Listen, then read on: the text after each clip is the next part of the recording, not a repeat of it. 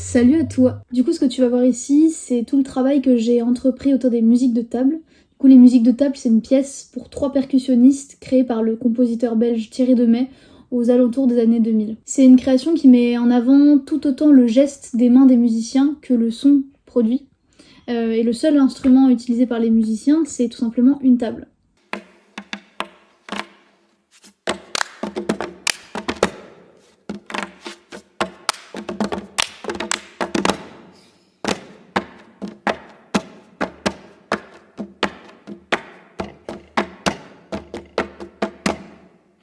Du coup, on passe par plein de dynamiques différentes et moi j'ai vraiment voulu utiliser cette pièce comme support sonore pour développer un travail corporel avec une échelle plus large que celle de la main, voir ce que ça pourrait donner si on élargissait cette échelle au corps entier.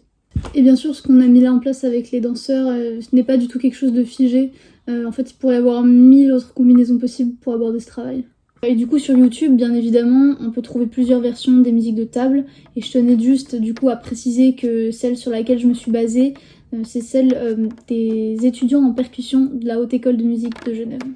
Je vous laisse donc profiter de cette vidéo qui va vous montrer un peu tout le processus de création entrepris ces derniers mois jusqu'au moment où on a pu présenter le travail au CNDC d'Angers pour nos cartes blanches, donc à la fin de ma première année d'études. Et voilà, du coup je vous laisse profiter de la suite. Hop. Les musiques de table, c'est maintenant. C'est vrai. Tu fais 3, 1, 2. Après, ça reste plein d'images. Ouais, c'est bon. C'est bon, je vais pas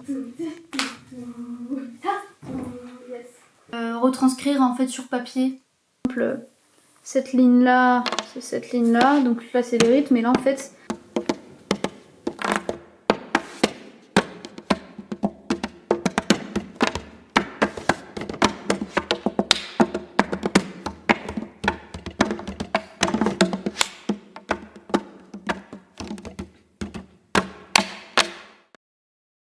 Du coup, c'est le premier jour où je me filme pour parler des musiques de table. Les musiques de table, ça remonte quand même là, ça fait 1 an et demi presque que je travaille dessus. Donc je suis actuellement dans la première phase de recherche pour les musiques de table avec plusieurs personnes cette fois et non pas sous forme d'un solo comme j'ai pu le faire jusqu'à maintenant. C'était les premières répétitions, je parle même pas de répétitions en fait, c'est juste des séances de recherche. Donc j'ai proposé à Stanley et Muriel de voir s'ils étaient juste d'accord d'improviser en fait sur la musique de table. Et en fait j'ai voulu vraiment les lancer dans le bain sans rien préciser. Je leur ai dit vraiment vous allez limite galérer et c'est totalement normal. J'ai commencé à donner des consignes comme par exemple ne bouger que le haut du corps, du coup ils exploitaient beaucoup plus toute cette partie-là du corps. Du coup, la relation entre les deux danseurs, elle a vraiment évolué. C'est marrant parce que la trame un petit peu qui s'est dégagée de l'improvisation, donc c'est-à-dire que les deux danseurs sont d'abord un peu dans leur monde, et puis après ils se rejoignent pour former une connexion. C'est un peu ce que j'imaginais aussi. Après, je pense que c'est les consignes que j'ai données qui ont induit cette connexion à se faire. Je suis à un stade où je me demande à partir de quoi est-ce que je construis le matériel dansé aussi. Il y a déjà des matériaux que j'avais de mon solo que je vais garder et transmettre aux danseurs. Cependant, j'ai pas envie de rester basée que sur ce matériel-là et il restera en termes de quantité quand même une quantité assez minime. La question aussi pour l'instant, elle se pose autour de la qualité de corps à adopter. Je pense que la qualité très arrêtée et très hachée des musiques de table induit forcément le danseur à adopter une qualité de corps sèche et tranchante, comme moi en fait j'avais pendant mon solo. Maintenant la question ça va être comment aller à l'encontre de cette qualité de corps et apporter des nuances et notamment s'inspirer je pense de tous les autres sons qu'on entend beaucoup moins, notamment les espèces de frotter. Après l'improvisation, j'ai demandé aussi aux danseurs ce qu'ils en avaient pensé, comment est-ce qu'ils l'avaient senti, comment est-ce qu'ils avaient appréhendé cet exercice. Et maintenant ce qui m'intéresse, maintenant que j'ai plusieurs corps aussi sous la main, comment envisager différentes prises de position par rapport à la musique. Mais dans tous les cas, ce qui est sûr, c'est qu'il y aura toujours un lien très fort, dans un sens ou dans un autre. Pour moi, il y a 3 petites manières d'aborder le son. Tout d'abord, il y a l'anticipation, donc de par exemple faire une cellule rythmique dans son corps avant qu'on l'entende, la relation simultanée, donc c'est-à-dire de traduire cette cellule rythmique dans le corps en même temps que quand on l'entend. La dernière, c'est l'écho. Donc après qu'on ait entendu une cellule rythmique, de la faire apparaître dans le corps. Intervient la question du nombre de danseurs dans la pièce. Du coup, je me suis demandé si ce serait pas plus judicieux de faire avec 3 danseurs. La question, c'est que j'ai pas envie d'associer un musicien à un danseur et que tout le monde suive sa partition et c'est tout. Comment réussir à ne pas se bloquer dans une direction où on va associer un seul musicien à un seul danseur, etc.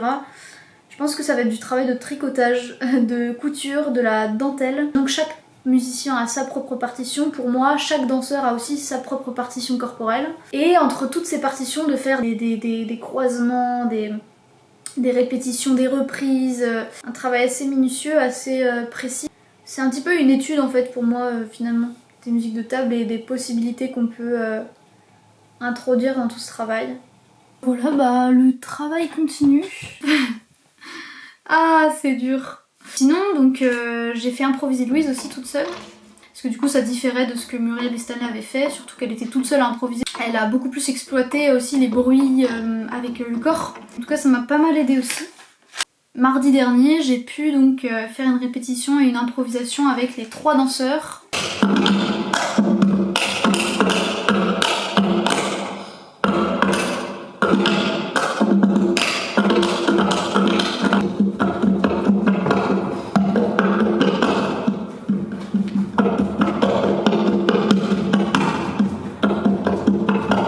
Énormément d'informations suite à cette improvisation parce que du coup il y avait 3 corps dans l'espace, 3 manières de voir le son.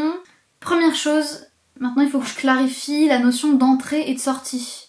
Prenez pas forcément en compte avant parce que j'imaginais garder les 3 corps sur scène en permanence, mais en fait maintenant je me dis qu'il y a pas mal de choses à exploiter avec ça, de laisser apparaître un seul duo parfois ou alors une seule personne sur scène.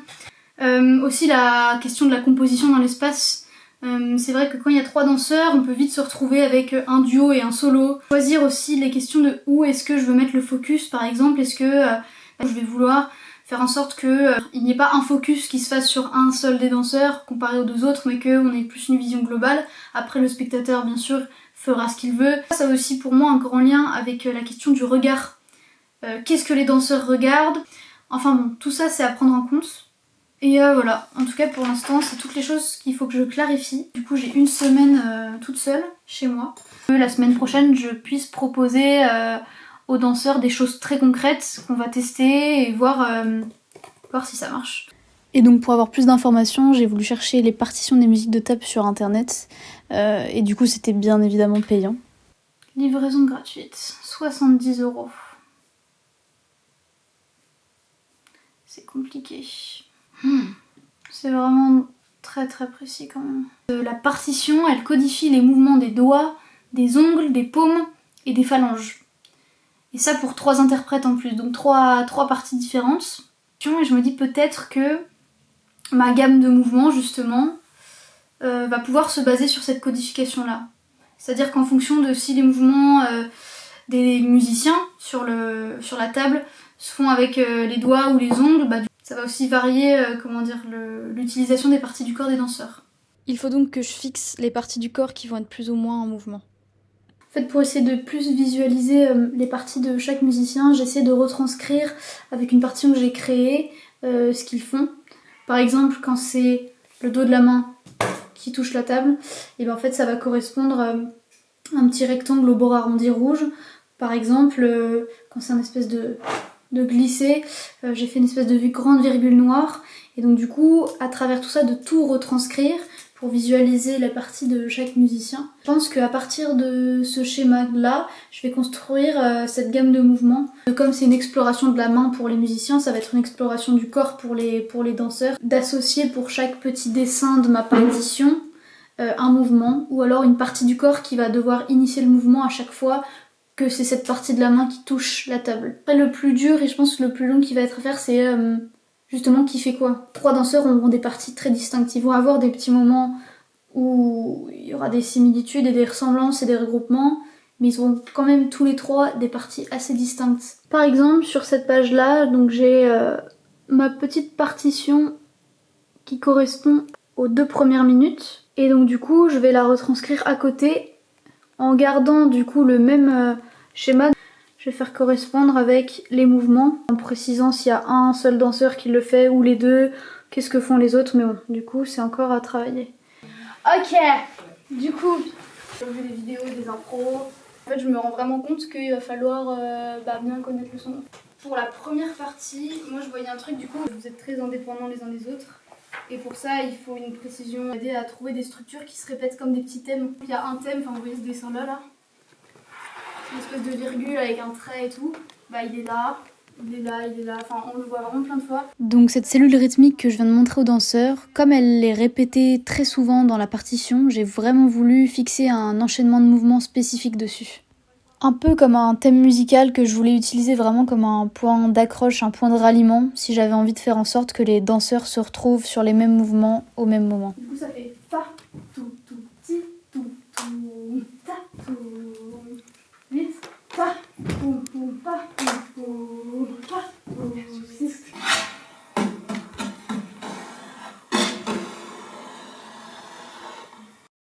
Là, c'est mon son. Ok. Le repère, de toute façon, ton tadada. Là, c'était mon son, là, juste avant ça, oui, au milieu. Okay. Oui. Et ton repère, pour t'aider, c'est que le tada, premier, on l'entend. En fait. Ouais, mais après, il y a d'autres trucs par-dessus. Ouais, ok.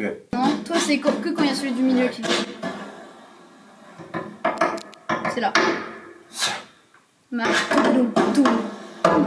Ouais, c'est bon. C'est bon, je vais pas l'avoir. T'inquiète. Et donc, tu vois, le deuxième. Je fais le saut. Oui, je fais. Ok. Et c'est pour ça qu'il faut connaître le son, parce qu'en fait, il faut connaître les trucs que tu prends et les trucs que tu prends pas, en fait. Yes. Et donc, au fur et à mesure des répétitions, la pièce a commencé un peu à se structurer par elle-même. Et assez naturellement, il y a un petit moment avec un duo qui s'est mis en place. Et un autre moment où un des danseurs, où Louise, se détache du reste du groupe. Et donc pour finir, on a travaillé sur une 3e et dernière partie où les 3 danseurs se trouvent vraiment face publique de la manière la plus simple possible. Et donc pour ça, chaque danseur a composé sa propre partie, son propre enchaînement de mouvements, en réutilisant donc des mouvements qu'on avait déjà vus auparavant. C'est des mouvements en fait qui sont ressortis pendant leur première improvisation sur les musiques de table. Donc beaucoup de mouvements de coude, des mouvements de flexion du dos, etc. C'est un petit peu comme un condensé de tout ce qu'on a vu, comme si les danseurs étaient dans une vitrine et qui montraient un peu, en synthétisant tout ce qu'on avait vu. C'est-à-dire qu'ils sont chacun dans leur monde avec leur partie personnelle, mais qu'il y a des moments où ils se retrouvent ensemble sur la musique. Et voilà, par exemple, au début, ils font leur enchaînement de mouvements de manière très saccadée, un petit peu comme les musiques de table peut l'induire. Et après, je leur ai demandé de répéter une 2e fois le même enchaînement, mais avec une qualité de corps beaucoup plus liée, pour apporter quelque chose de beaucoup plus rond qui va contraster avec la qualité tranchée vue juste avant. Yes. Et voilà, après, la condition nécessaire pour que tout ça marche, c'est répéter, répéter et encore répéter. Peut-être qu'il faut qu'on revoie chacun, peut-être qu'il faut qu'on redéfinisse un poids de rencontre, parce que Louise arrive avant Muriel. Non mais là je fais grave la merde. Je peux pas le faire, j'ai tout raté. 1, 2, 3. Presque. Moi je veux bien la revoir. Ok, une dernière fois, ouais. T'es en avance. 2, 3. Est-ce qu'on peut refaire une fois celui qu'on vient d'avoir? On le refait? Ouais. Ah, tout doux. Plie, ouais.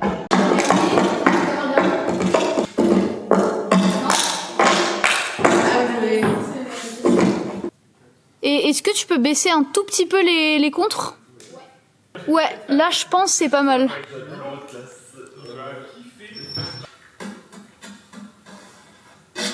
Pour le duo, du coup, ouais, faites attention quand vous vous replacez. Vous êtes fait un peu bouffer par le time. Mais c'est juste une histoire de 2 secondes, hein, je pense. Tu vois. Quand vous faites les 1, 2, 3, 4, ouais, dis-toi, mais en fait, c'est pas grave, t'en as fait un de plus, t'es parti après. Et comme tu l'as tenu, si tu fais comme ça même, c'est pas grave du tout. Et là, les costumes, ça marche en fait. Je trouve avec ton pantalon rouge, ça marche, Muriel. Genre, là, les 3, c'est pas mal. Ok, bah écoutez, si ça vous va, on refait un petit filage à fond.